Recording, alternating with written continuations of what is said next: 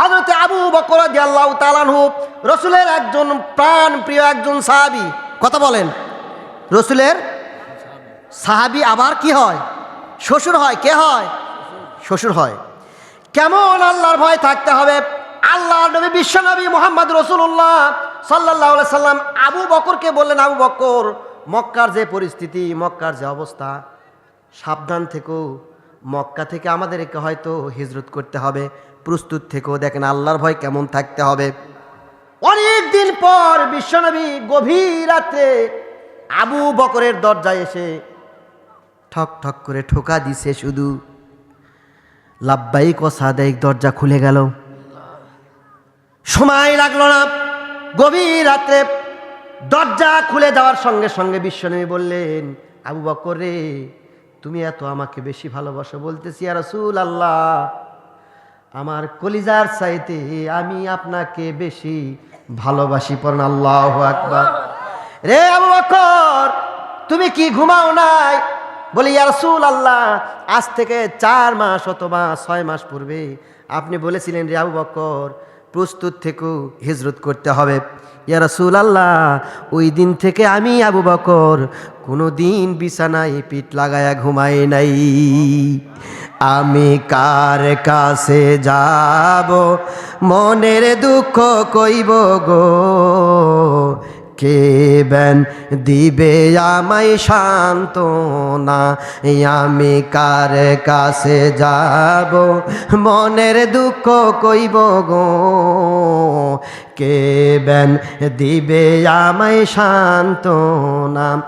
আমি হাসরের দিনে নবীর সামনে দাঁড়াইয়া, হাসরের দিনে নবীর সামনে দাঁড়াইয়া বলবো মনের যত যাতনা।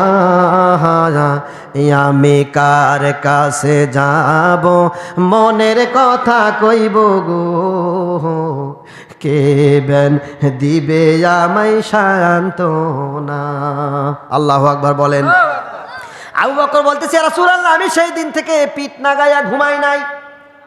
আরো কিছু দূর যাওয়ার পর আমি সংক্ষেপ করে দিতেছি, বিশ্বনবী মুহাম্মদ সাল্লাল্লাহু আলাইহি ওয়াসাল্লাম যখন আবু বকরকে সঙ্গে করে নিয়ে যখন মরুভূমির মধ্যে যখন যাইতেছে, আল্লাহর ভয় কেমন থাকা দরকার দেখেন।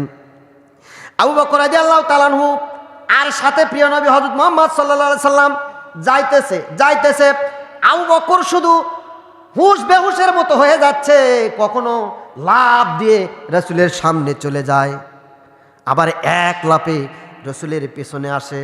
রাসূলও হাঁটতেছে, আবু বকরও হাঁটতেছে। পড়েন আল্লাহু আকবার। আবু বকরও হাঁটতেছে, রাসূলও হাঁটতেছে। আবু বকর একবার লাফ দিয়ে আল্লাহ রাসূলের সামনে যায়, আবার একবার লাফ দিয়ে আল্লাহ রাসূলের পেছনে আসে। একবার ডাইনে যায়, একবার বামে যায়, শুধু খালি ছটপট ছটপট করে, ঠিক থাকতে পারে না।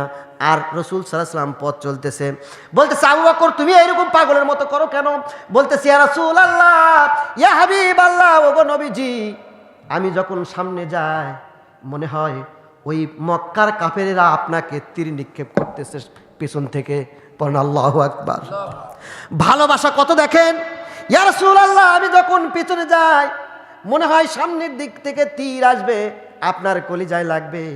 যখন ডাইনে যায় মনে হয় বাম দিক থেকে তীর আসবে, আমি ওই জন্য বাম দিকে যাই।